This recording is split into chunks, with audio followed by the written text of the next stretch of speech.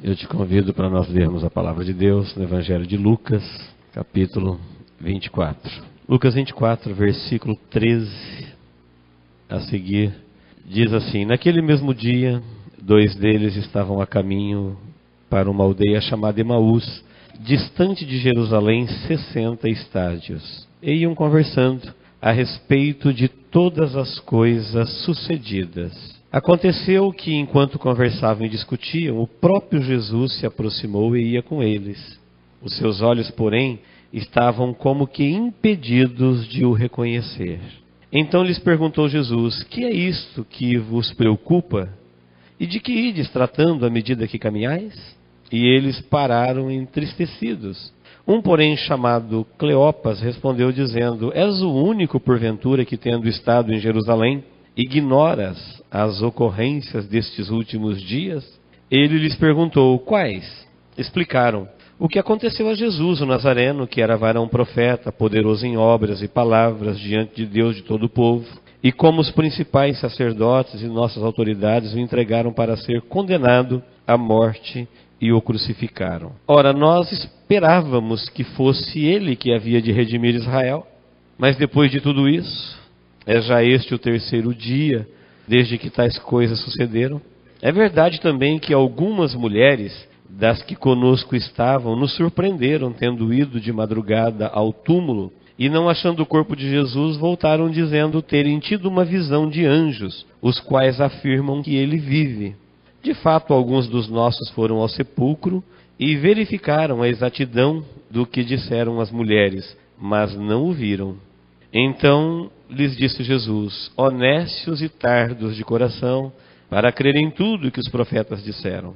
Porventura não convinha que o Cristo padecesse e entrasse na sua glória? E começando por Moisés, discorrendo por todos os profetas, expunha-lhes o que a respeito constava em todas as Escrituras. Quando se aproximavam da aldeia para onde iam, fez ele menção de passar adiante. Mas eles o constrangeram, dizendo: Fica conosco, porque é tarde, e o dia já declina. E entrou para ficar com eles. E aconteceu que, quando estavam à mesa, tomando ele o pão, abençoou, e tendo partido, lhes deu.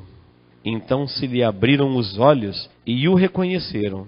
Mas ele desapareceu da presença deles. E disseram um ao outro: Porventura, não nos ardia o coração quando ele, pelo caminho, nos falava? E quando nos expunha as Escrituras? E na mesma hora, levantando-se, voltaram para Jerusalém, onde acharam reunidos os 11 e os outros com eles, os quais diziam: O Senhor ressuscitou e já apareceu a Simão. Então os 2 contaram o que lhes acontecera no caminho e como fora por eles reconhecido no partir do pão. Amém?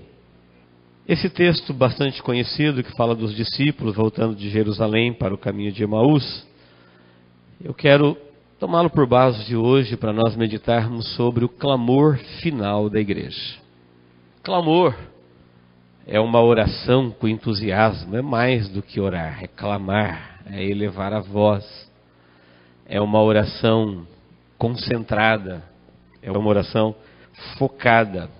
E eu entendo que a igreja precisa orar esta oração dos discípulos do caminho de Emaús, que eles oraram dizendo: Fica conosco, Senhor, porque já é tarde. O dia já declina. A palavra dia na Bíblia nem sempre se refere a um dia de 24 horas, às vezes é um período indeterminado de tempo. O período que vai do início da igreja, quando Jesus afundou, até o último dia que a igreja estará na terra, ele é chamado também de dia, dia da graça. O período que vem depois da igreja também é chamado de dia, dia da ira do Senhor. Nós sabemos que a igreja já vai para 2000 anos e que o período da ira do Senhor será 7 anos. Então um período indeterminado de tempo pode ser usado na Bíblia para falar um dia. E quando nós falamos que já é tarde, o sol já declinou, o dia já declinou, estamos dizendo que a igreja está escrevendo a sua página final na sua história na face da terra. Eu creio que não é preciso convencer ninguém que nós vivemos numa época em que muitas pessoas estão profundamente frustradas com a igreja, com o plano de Deus, com a vida ministerial, com os homens. E por isso muitos se esfriam, muitos morrem, muitos abandonam e deixam de ser igreja. Tinham outra expectativa.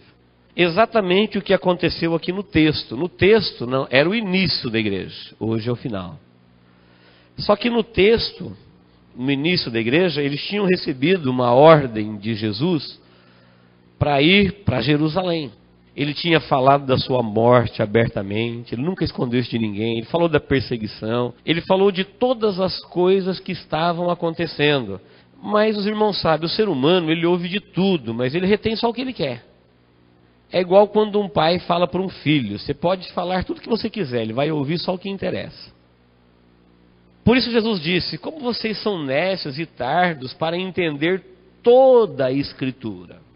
Os judeus antes de Jesus fizeram mais ou menos como nós fazemos hoje. Pegaram alguns textos que lhes interessavam, que deixavam eles como nação, como privilegiados, como abençoados, como herdeiros.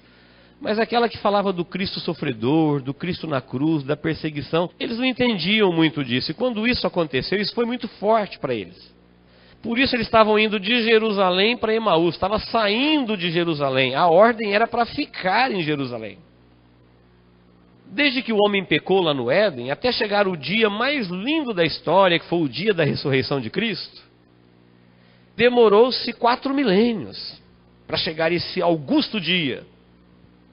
Centenas de mensageiros, centenas de mensagens, profetas, patriarcas, anjos, enviados de Deus, reforçaram a fé da nação, do povo, para esperar esse dia. Esse dia aconteceria em Jerusalém. Era o dia em que Deus ia unir céu e terra novamente. Era o dia mais lindo do céu na terra. O dia da ressurreição. No entanto, eles já tinham deixado Jerusalém feridos, frustrados, decepcionados, confusos, meio perdidos. Ou seja, o que Deus está fazendo com o que eu espero que Ele faça não bate. O que eu acho que é uma vida cristã e o que Deus faz com a vida cristã, parece que as coisas não se fundem. O mundo hoje parece que está todo mundo virando cristão, mas não se engane com isso. Não é uma proposta do mundo se tornar cristão, é uma proposta do mundo tornar o cristianismo pagão. Por isso hoje muita gente já não entende mais nada, parece que todo mundo tem o mesmo Deus, anda no mesmo caminho, fala a mesma coisa, procede da mesma forma.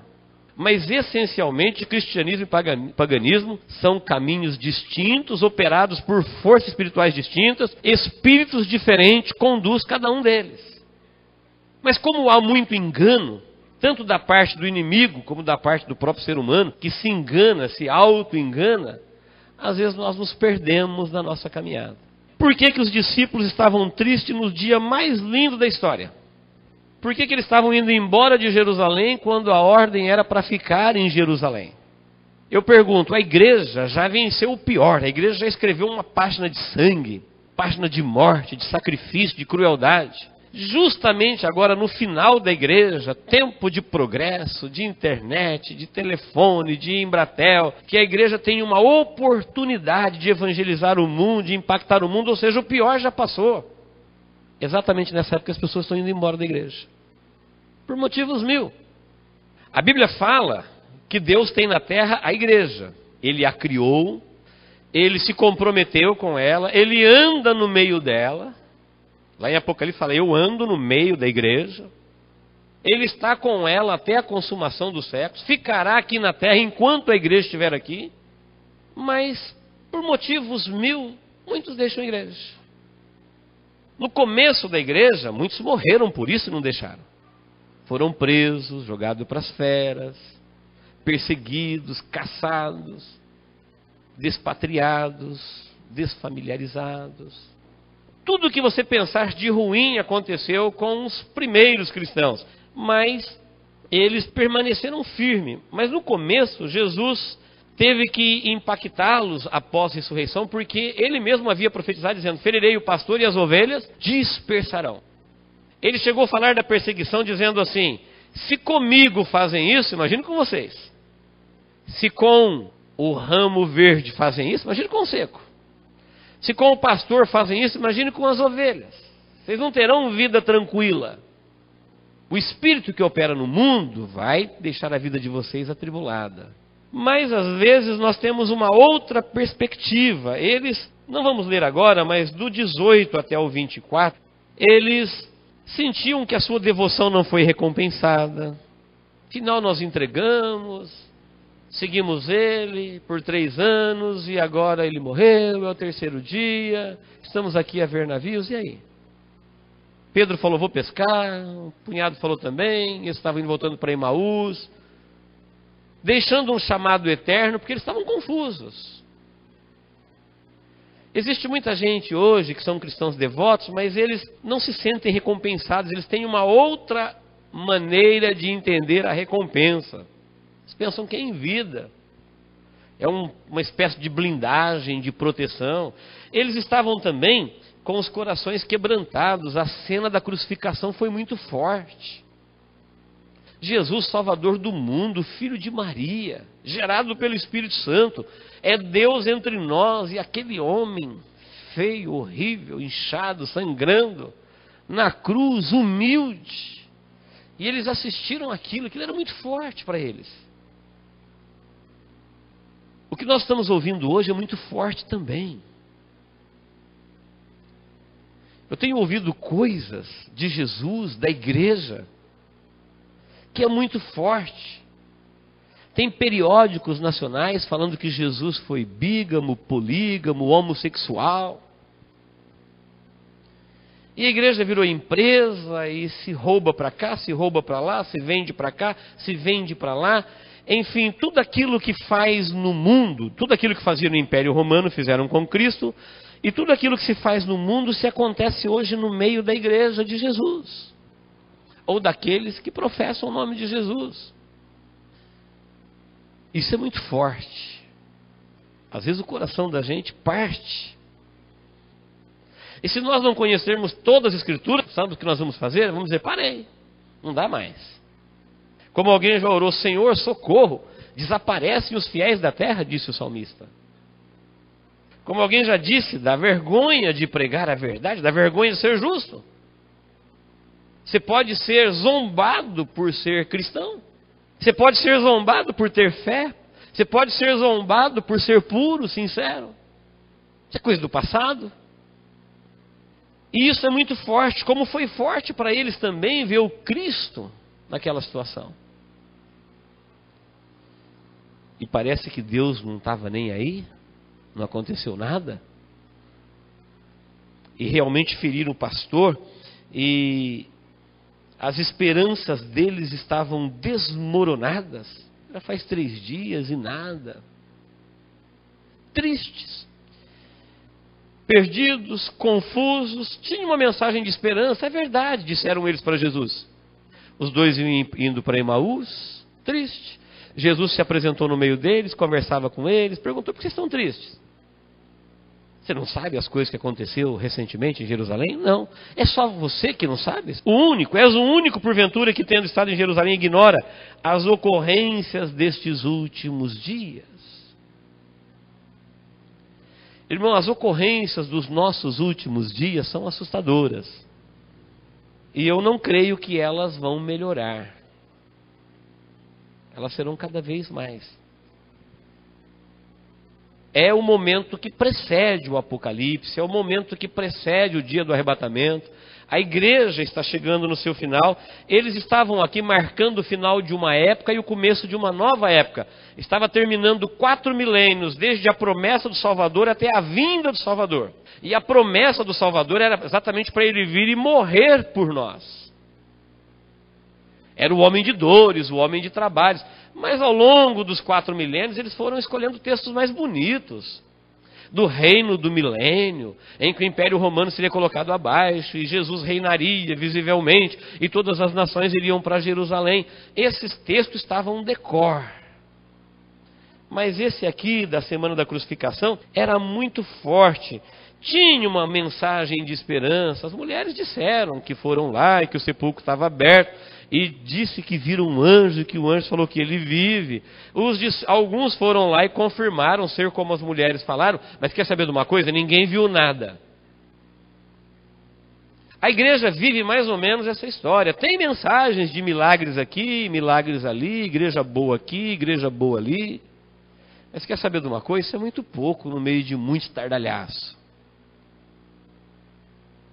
Tem muito boato, tem muita coisa para deixar a fé confusa.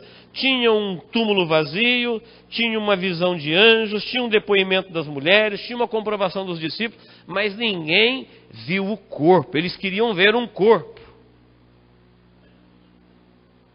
Época de dura perseguição, época difícil, parece que a fé morre e os olhos aparecem. E os olhos querem ver, a fé quer crer, o coração quer crer, mas a carne quer ver. E eles disseram para Jesus, quer saber de uma coisa? Corpo mesmo até agora ninguém viu, falando para Jesus. Mas com os olhos impedidos de ver. Eu penso, queridos, que nós estamos vivendo numa época que nós precisamos clamar, fica conosco, Senhor, fica comigo, Senhor, porque hoje, se oferecer algo para os olhos, todo mundo corre para lá. A procura daquilo que satisfaz o coração e traz a fé é bem menor daquilo que satisfaz os olhos. Graças a Deus que ainda tem alguns. Tem os devotos, tem os fiéis, que Deus sempre teve e sempre terá na terra, mas que se nós não tomarmos cuidado e nos firmarmos na palavra, nós somos arrebatados pela multidão dos olhos. Em que todo mundo corre atrás de sinais aqui ou ali. Aqui, autênticos apóstolos estavam tristes, indo embora, abandonando um chamado, 3 anos de decisão, de entrega. Por quê? Devoção não recompensada, coração quebrantado, esperança desmoronada, mensagem de esperança, mas sem nada comprovar, uma fé confusa, convicção incompleta. Alguns viram, outros não. Nós vivemos numa época em que nosso coração já não arde tanto. Depois que eles conversaram com Cristo lá na frente, falou, olha, viu quando ele falava como o nosso coração ardia?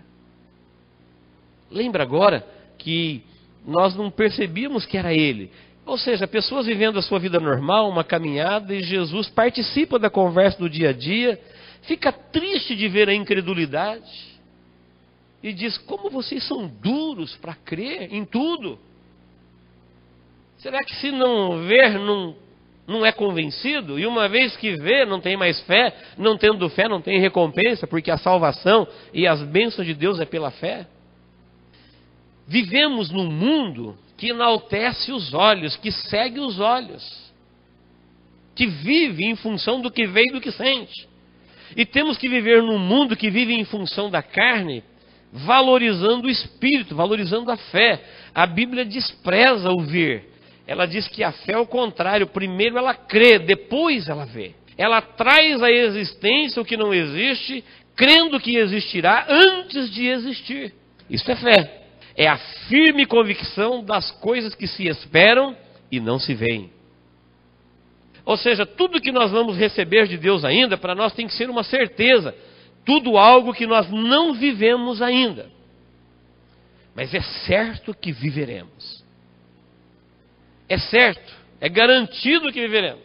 Jesus estava vivendo um tempo prometido por Deus, mas o quadro era tão triste, as ocorrências dos últimos dias, eu quero dizer que as ocorrências dos últimos dias são feias.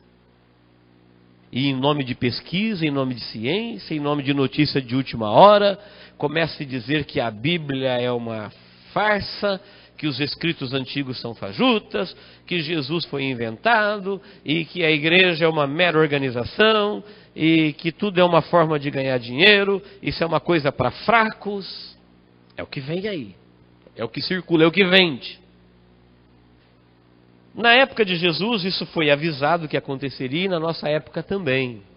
Muitos estavam abandonando a fé, por quê? Porque os principais sacerdotes e autoridades foram eles que entregaram Jesus. Jesus disse, por que vocês estão tristes? Porque trata-se de Jesus, varão poderoso, de palavra, em obras, mas as nossas autoridades religiosas entregaram. Eu quero dizer que hoje os grandes líderes da igreja já entregaram a igreja também. Entregaram para o comércio, entregaram para cada um faz o que quer, vamos cada um pegar o seu quinhão. Não a igreja de Jesus, a igreja dos homens. Eles brigam por ela, eles morrem por ela. E é nessa igreja que nós congregamos, é a nossa igreja. A igreja de Jesus está aí. Os religiosos da época, eles queriam simplesmente manter as suas linhagens, as suas pompas. Portanto, quando Jesus não concordou com a forma deles administrarem, Jesus ficou para fora, eles ficaram com a igreja. E até hoje tem a igreja dos homens na terra e tem a igreja de Jesus, ela está no meio da igreja dos homens. A igreja dos homens segue uma orientação puramente humana, a igreja de Jesus segue uma orientação puramente espiritual. Se nós não estivermos atentos à fé ou ao Espírito, nós não sentiremos mais a palavra dele arder no nosso coração. Culto vai virar ajuntamento, púlpito vai virar palco, e culto vai virar apresentação.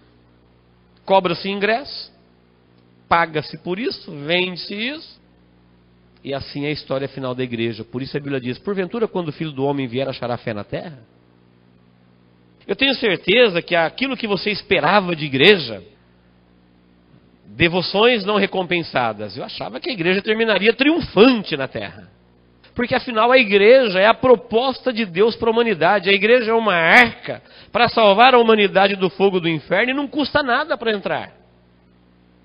A igreja é o máximo da graça de Deus. É a noiva do Cordeiro, graciosamente eleita, sem méritos, por pura misericórdia.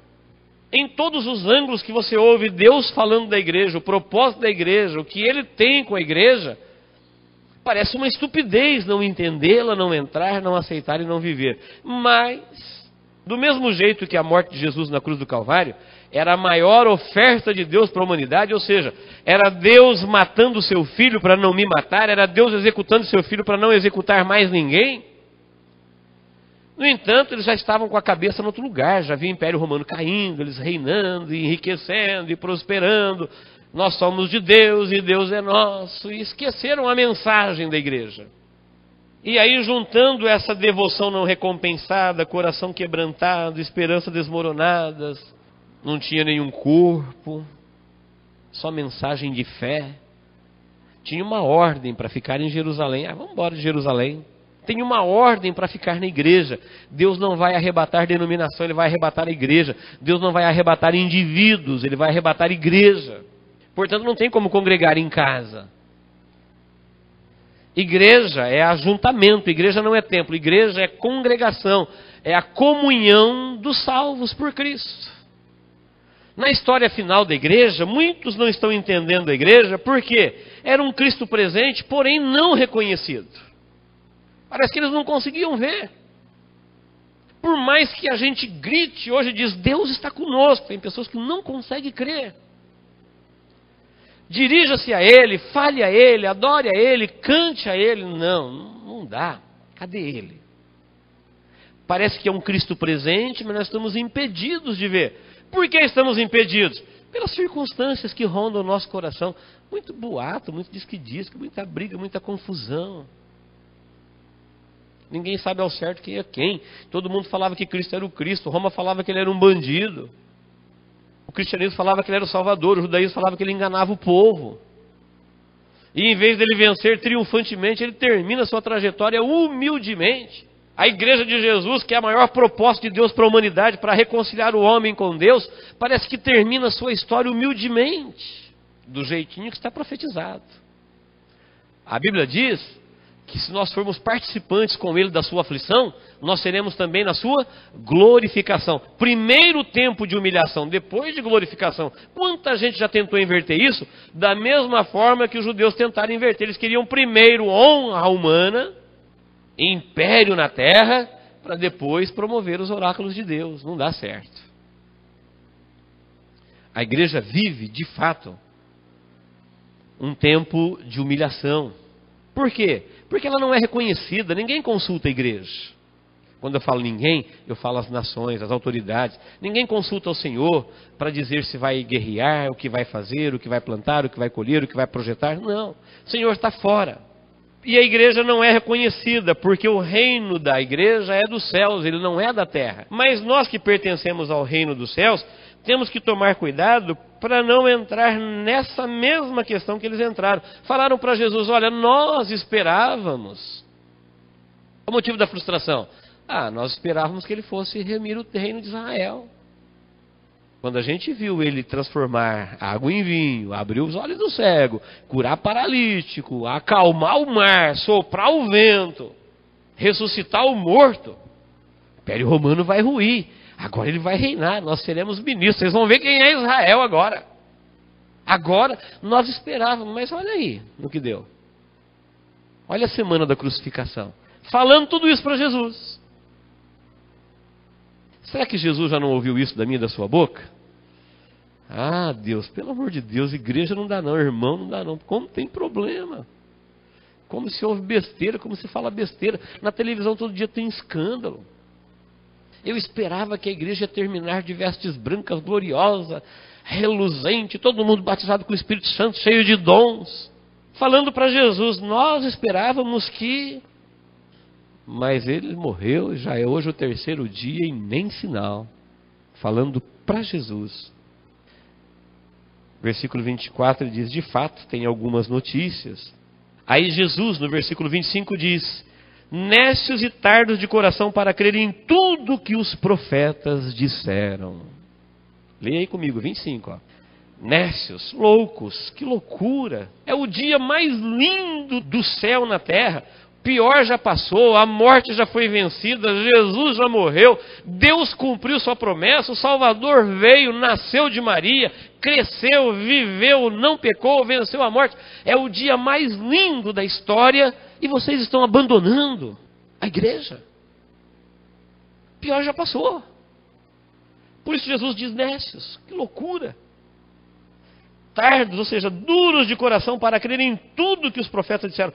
Porventura não convinha que o Cristo padecesse e entrasse na sua glória?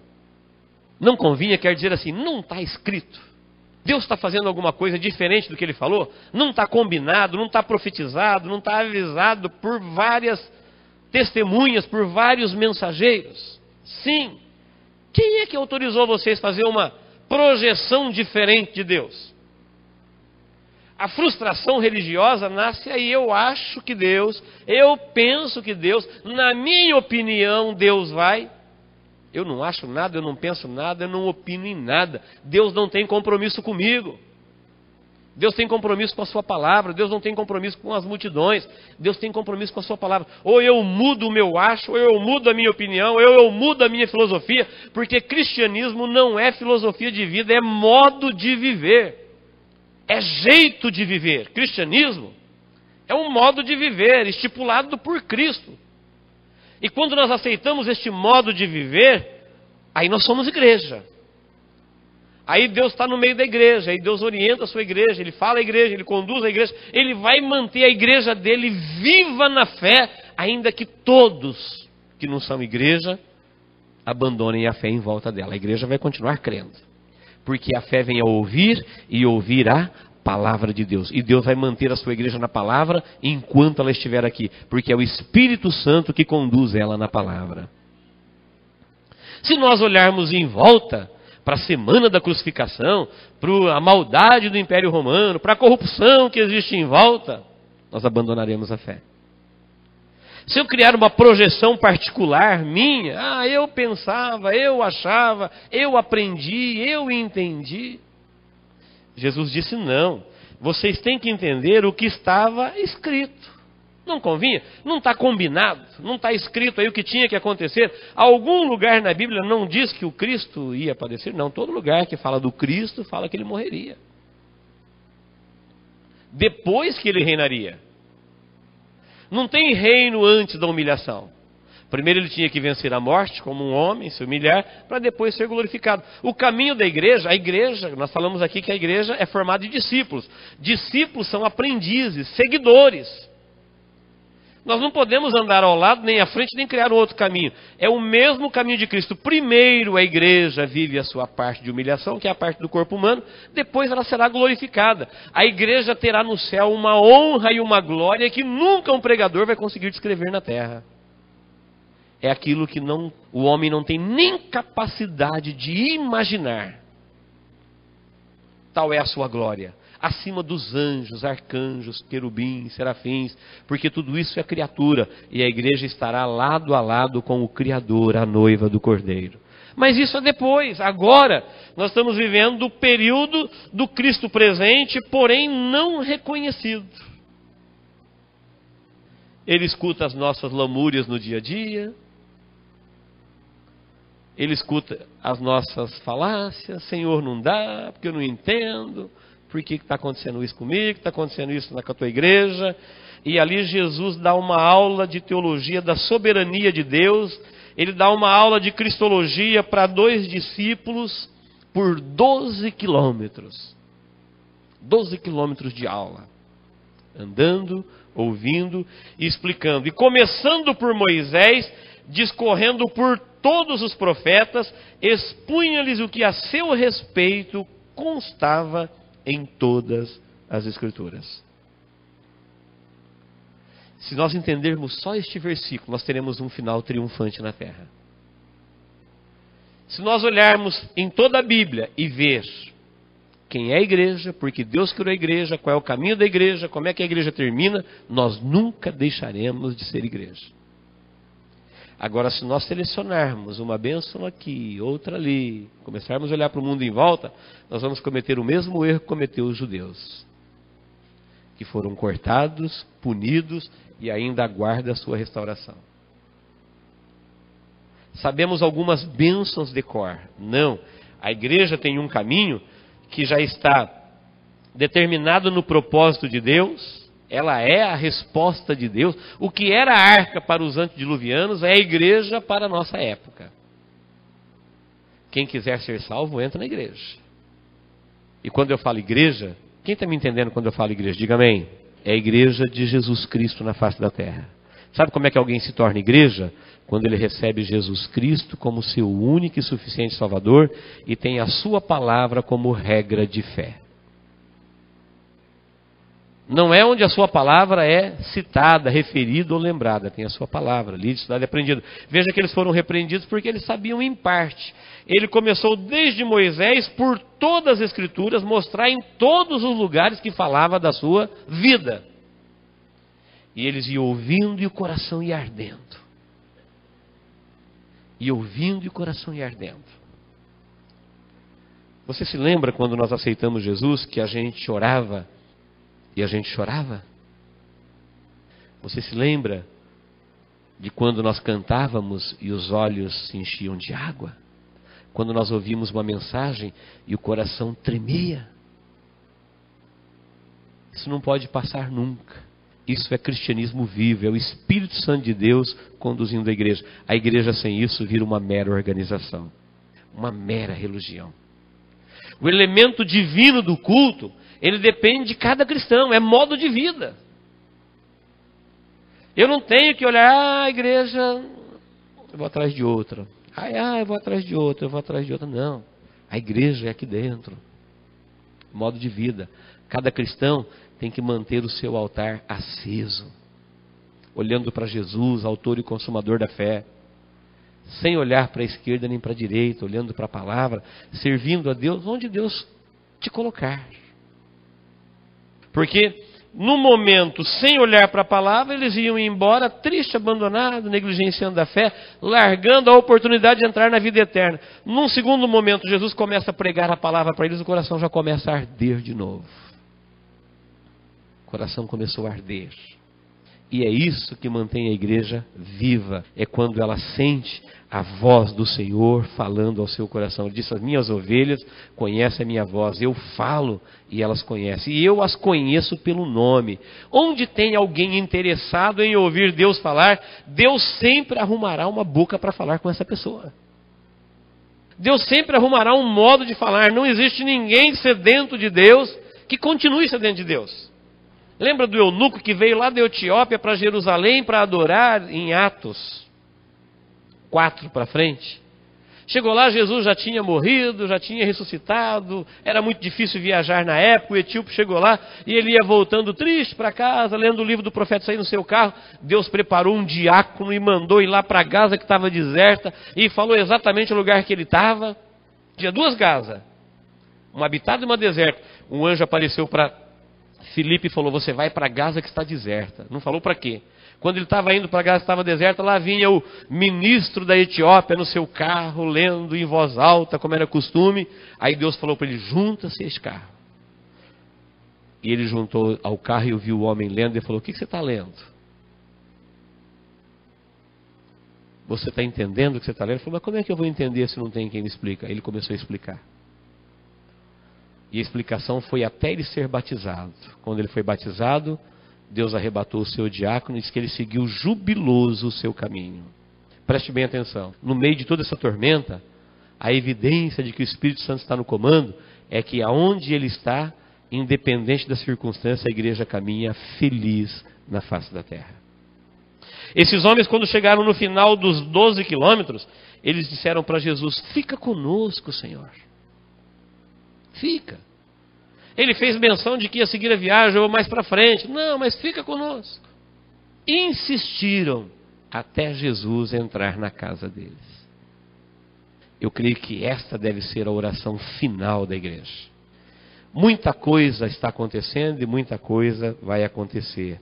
Você não pode parar de orar: fica comigo, Senhor. Fica comigo. Jesus, não sei o que vem por aí, mas fica comigo, fica conosco. Porque se Deus ficar conosco, nós ficaremos com Ele. Ele vai conduzir a igreja, Ele vai proteger a igreja, Ele vai alimentar a igreja. E ainda que o mundo termine incrédulo, a igreja será arrebatada pela fé. Mas é uma necessidade que tem que nascer no coração de cada um. Nós não podemos nos acomodar como o mundo se acomoda, porque afinal hoje Bíblia, pregador e alguém falando tem na internet, tem na televisão, qualquer hora. Eu nem preciso mais ir na igreja, nem preciso mais comungar, afinal não dá nem para saber qual que é boa, qual que é certa, qual que presta. E tem mais uma coisa, para mim ouvir Deus, eu clico aqui com a palavra que eu quero, me dá todas as opções. Mas eu pergunto, quando você ouve essa palavra, ela arde no seu coração? Você ainda sente ela como palavra viva de Deus? Se a resposta é não, clame: fica conosco, Senhor. Fica comigo. É um clamor da igreja. Quando eles clamaram: fica conosco, que Jesus entrou na casa deles. Aí na hora do partir do pão, eles abriram a casa, eles abriram o coração, Jesus abriu os olhos deles. A partir do pão ele foi reconhecido. Quando ele foi reconhecido, ele desapareceu. Por quê? Chegou a fé, não precisa mais dos olhos. Se Deus aparecesse para nós, como nós tanto queremos, se Deus fizesse para nós todos os milagres que nós desejamos, para nos convencer, Ele nos mataria. Seria uma forma de um pai matar a fé cruelmente dos seus filhos, que ele plantou ao longo do tempo. Porque os olhos matam a fé. O mundo incrédulo é assim. Eles querem saber um lugar que dá para ver e comprovar um milagre, e o mundo todo corre para lá, com cobertura internacional. E a Bíblia fala que o justo viverá da fé. Sem fé é impossível agradar a Deus. Nós temos que procurar coisas que estimulam a fé. Fica conosco, Senhor, toda a Escritura, ouvindo a sua palavra, porque a fé vem e vem ao ouvir a palavra de Deus. O mundo cada vez mais oferece para os olhos. Cuidado. Cuidado, porque as coisas que acontecem à nossa volta, muitas vezes faz um Cristo estar presente, porém não reconhecido, não percebido. Depois de eles ouvirem a palavra, lá desde Moisés até a época de Jesus, aí ouviu a palavra, a fé vem a ouvir a palavra. Quando Jesus orou, eles o reconheceram. Quando o reconheceram, ele foi embora. Porque agora já veio a fé, não precisa mais dos olhos. Precisavam dos olhos enquanto eles estavam sem fé. A fé foi roubada. A fé estava sendo roubada pelos acontecimentos dos últimos dias. Eles mesmos depuseram para Jesus? Nossas autoridades, nossos religiosos, acontecimentos, os últimos dias, enfim, muita frustração. Mas depois da palavra, Cristo ausente, mas eles felizes. Antes da palavra, Cristo estava presente, porém não era reconhecido, estavam tristes. Ou seja, se Deus agradasse os nossos olhos, nem assim nós seríamos felizes. Quem falou que coisas para os olhos produz contentamento para o interior?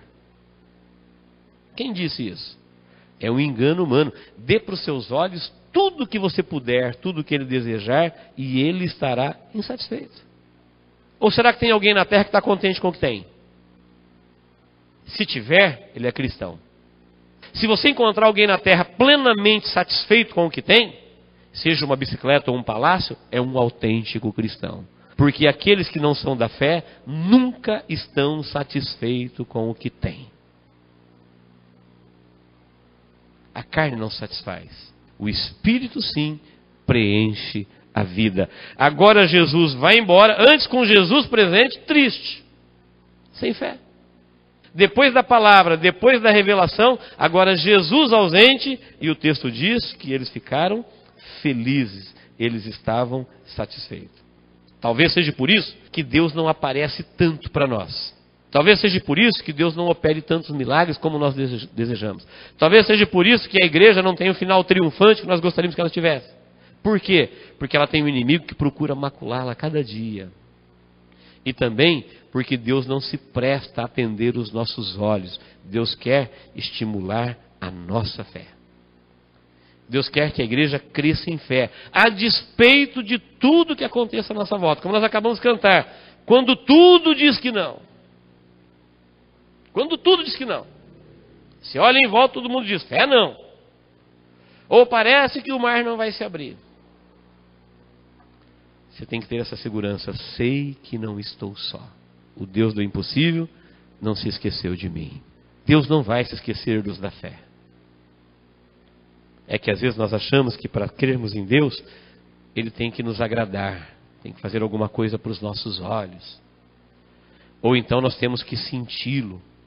Ah, eu não estou sentindo Deus aqui, então Ele não deve estar aqui. Deus não tem que passar pelos meus sentimentos. Ele disse, onde estiver 2 ou 3 reunidos no meu nome, eu estou no meio deles. Se eu senti-lo, Ele está.